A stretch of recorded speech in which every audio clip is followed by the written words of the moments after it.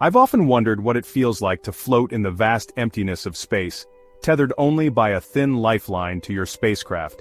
The sheer audacity of it all. You know, spacewalks or extravehicular activities, EVAs as we call them in the biz, are more than just cool photo ops. They're the epitome of human courage and ingenuity. Fascinating, isn't it? But here's the kicker. These spacewalks have been absolutely crucial to our space exploration efforts.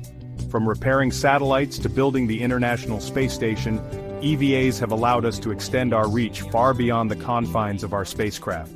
In the next few minutes, we're going to take a whirlwind tour through the awe-inspiring history of spacewalks.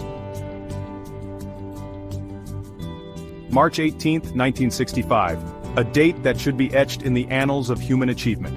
On this day, Soviet cosmonaut Alexei Leonov became the first human to perform a spacewalk. Now imagine floating outside your spacecraft, your heart probably racing faster than a pulsar, taking that first historic step into the void. But here's the thing. It wasn't all smooth sailing. In fact, it was downright terrifying. Leonov's suit ballooned in the vacuum of space, making it nearly impossible for him to re-enter the airlock.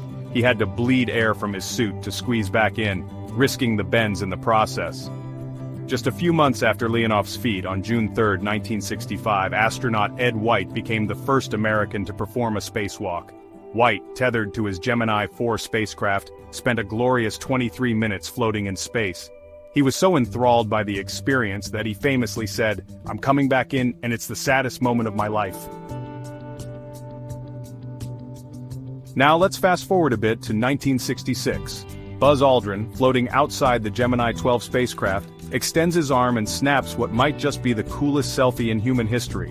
This spacewalk also introduced the concept of neutral buoyancy training, basically underwater practice sessions that simulated the weightlessness of space.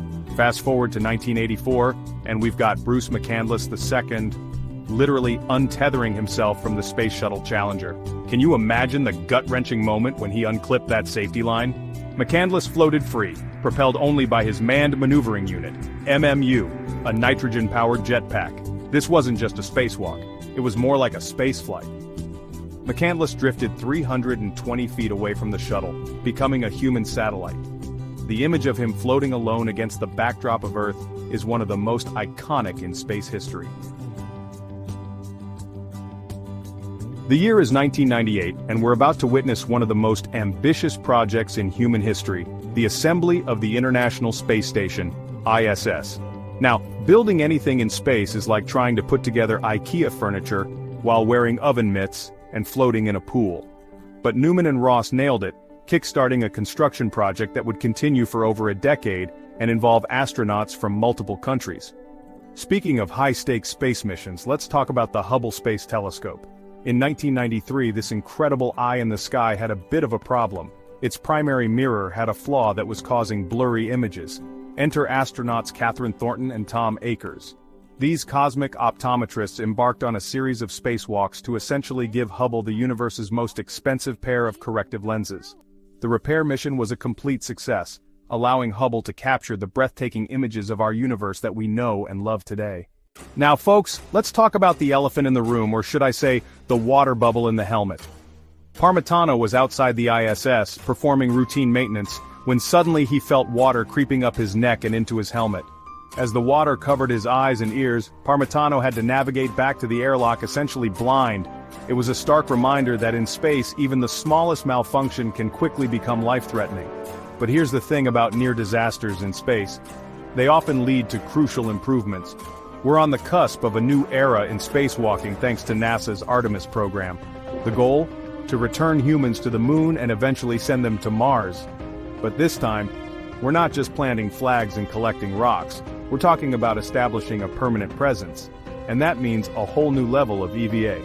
These suits will be more flexible, more durable, and packed with cutting-edge technology. We're not just going back to the moon, we're going back in style. As we wrap up our cosmic journey through the history of spacewalks, I can't help but feel a sense of awe at how far we've come.